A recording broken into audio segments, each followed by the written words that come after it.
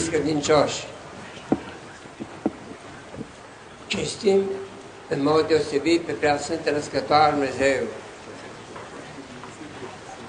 o sărbătoare care amintește de un eveniment în viața creștină, un veșmânt preasfânt al Născătoarei Dumnezeu a fost pus într-un loc cu totul cinstit și prea cinstit. Dar iată că astăzi, în aceeași zi, de 2 iulie, cinstim și pe Sfântul Voievod Ștefan cel Mare,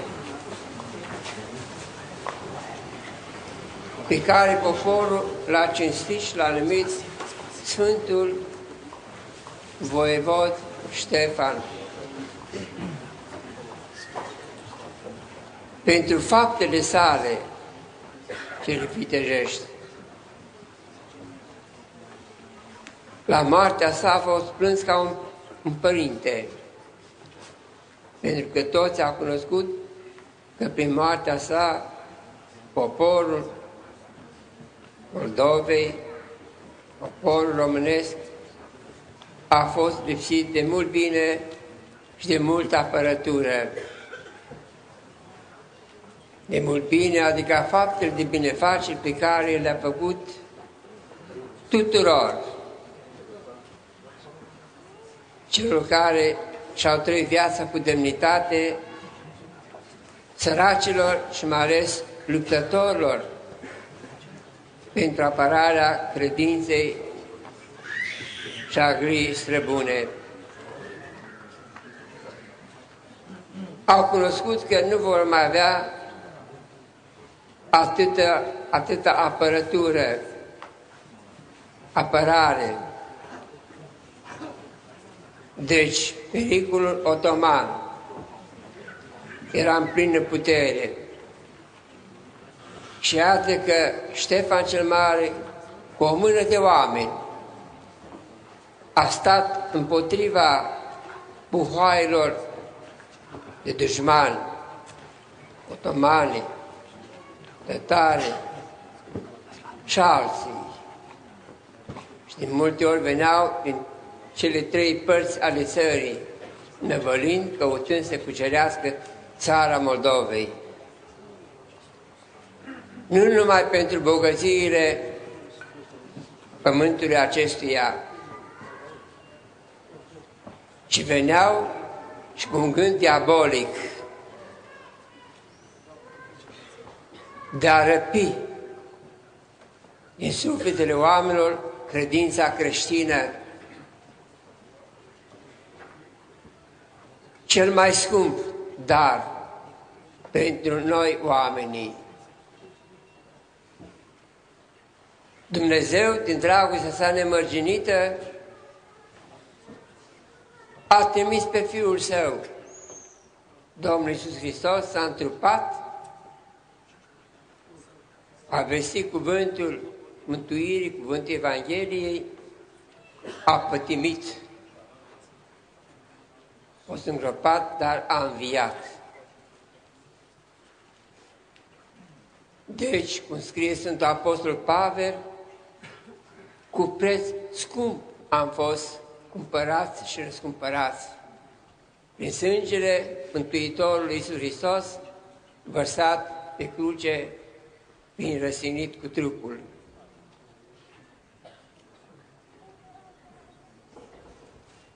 Oamenii care au altă credință decât cea creștină nu înțeleg pe cei care avem credința creștină. Sunt înstrăinați acești dușmani de credința cea adevărată. Și iată că se pornesc cu ură asupra noastră. Și mai ales cei necredincioși. Așa a fost în toate timpurile și îndeosebi astăzi.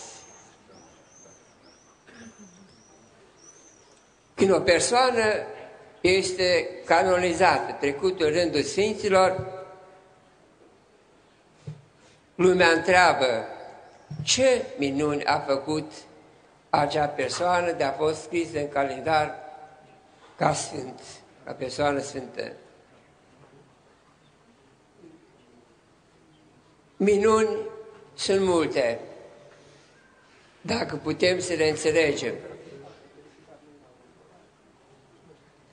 Ca să reziști în fața atâtor armate, atâtor dușmani, apărând credința cea adevărată și glia strămoșească, este o minune. Peste orice putere de înțelegere a minții. Și această minune Dumnezeu a făcut-o prin Ștefan cel Mare.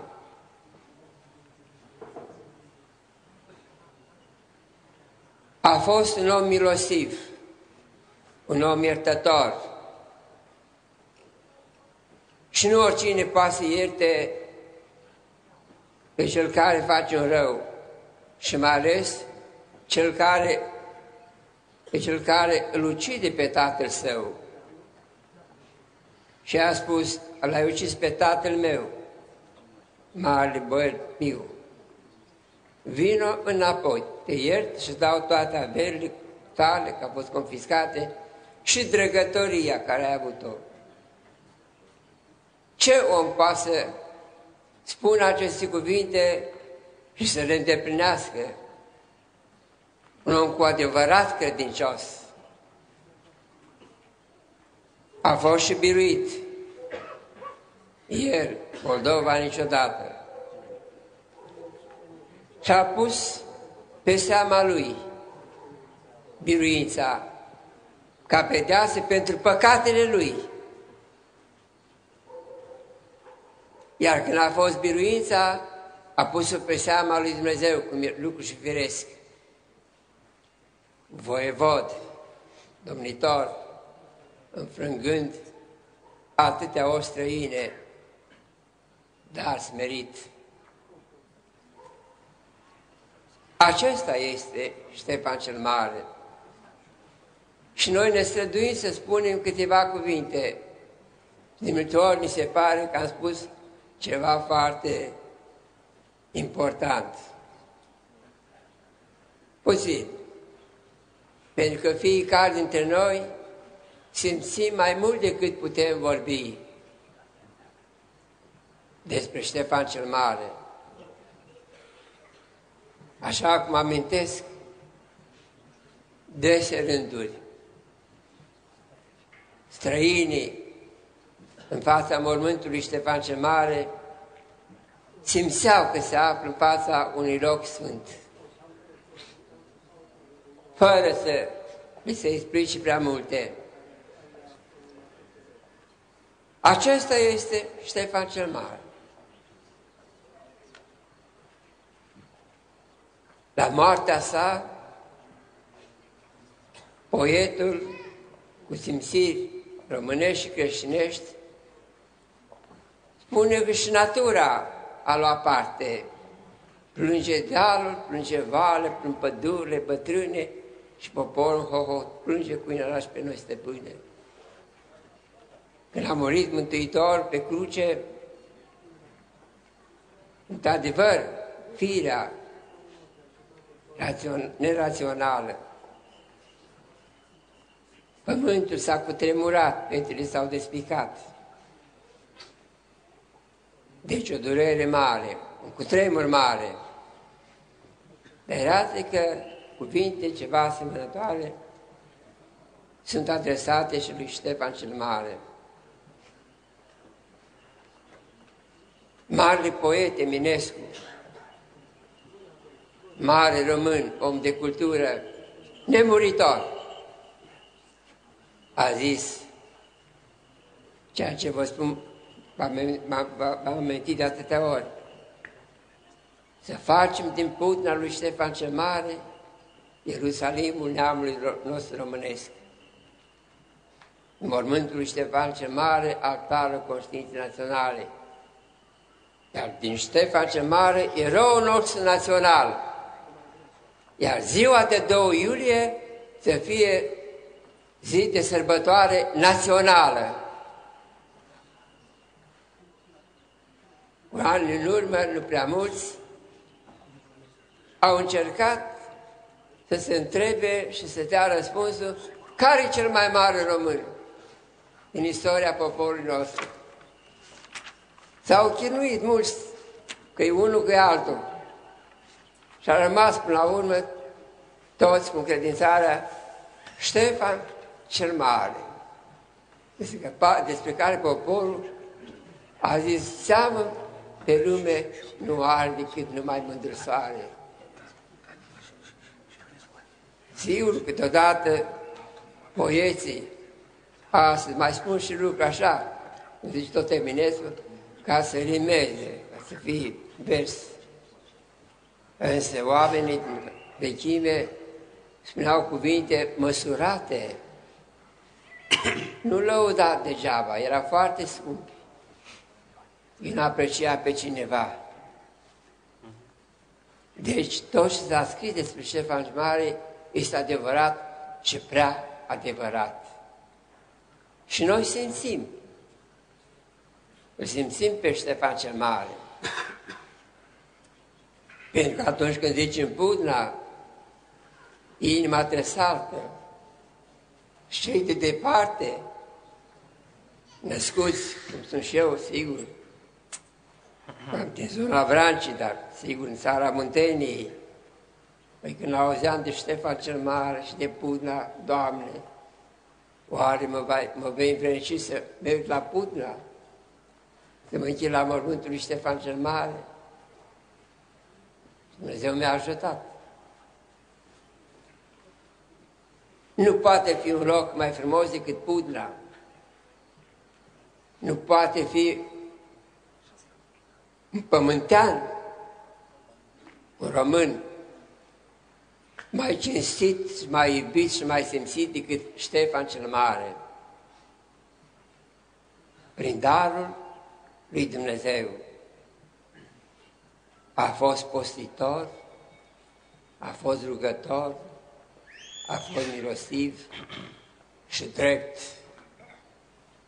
Și iute la mânie, dar o mânie sfântă, cum învață Sfinții Părinți. Și prorocul Ilie a ucis din porunca lui Dumnezeu pe slujitorii idolești, de oamenii care nu mai aveau nicio posibilitate de îndreptare. Și de aceea Ștefan cel Mare a pedepsit cu sabia pe trădătorii de țară și de credința strămoșească. E o lege universală. Și poporul a înțeles această mânie sfântă a lui Ștefan cel Mare. În seara aceasta, sigur, trăim momente de mare bucurie. Ne aflăm aici la Budna, lângă Ștefan cel Mare. Moment de bucurie pentru cântările de la strană. Și unele au fost cântate și de frații noștri într-un neam și credință de dincolo de frontiera de astăzi, din Ucraina, Bucovina, cealaltă parte. Frumos! Cine credea în timpul regimului comunist că vom trăi vremuri să vedem mănăstirile pline de călugări, cântările bisericești frumoase, ca vremuri de demult, meșteri, iconari, la magi care brodează și așa mai departe. Sunt momente de bucurie, de înălțare sfântească, sunt și momente de întristare.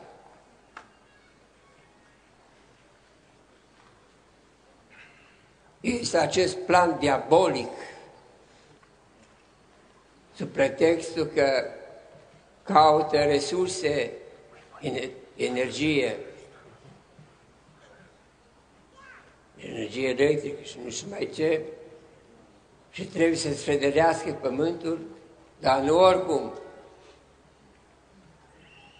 Și adâncimi mari, otrăvind apele, izvoarele lăsate de Dumnezeu pentru totdeauna. O crimă, un plan economic diabolic,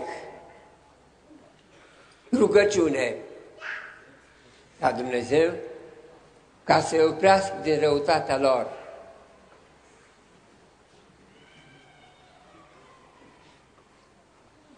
Rău era în timpul regimului comunist, sovietic, ateu. Mai rău, în timpul acestui regim, Uniunea Europeană. Copiii sunt amenințați, li se distrug simțămintele morale, mintea se distruge prin aparatele la care îi privesc și citesc, cum știți prea bine și mai bine decât mine. Toate fapte care sunt crime. Cuvintele mele sunt foarte aspre și mulți vor spune cum e posibil ca un episcop să adreseze așa cuvinte dure la fața conducătorilor de astăzi din țară și din Uniunea Europeană. Sunt dure pentru că faptele lor sunt diabolice. Cum să scumpești, să închei energia electrică de sute de ori mai mult? Cum să credem că ei vor aduce bine? Numai răul.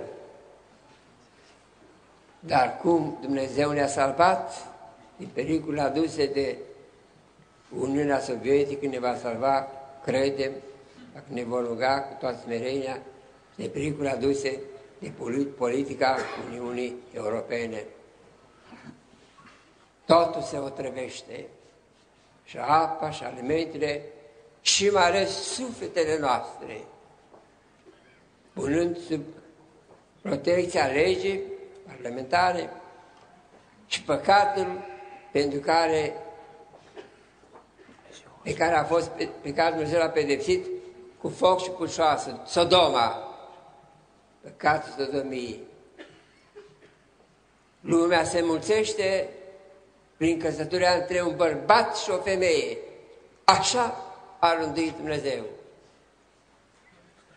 Văzând, citim Sfânta Scriptura Vechiul Testament, Dumnezeu văzând că nu e bine ca om să fie singur, i-a făcut în tovarăș de viață o femeie. Nu i-a făcut un bărbat. Dar când diavolul pune gheara pe sufletul omului, întunecă mintea și se petrece ceea ce se petrece. Să avem credința neclintită că ei se vor risipi. Și noi trebuie să rămânem tari în credința noastră, fără să-i urăm. Fără să-i urâm. Nu-i urâm, ci ne urăm, le urăm și le dorim întoarcere la calea cea adevărată, la credința în Dumnezeu.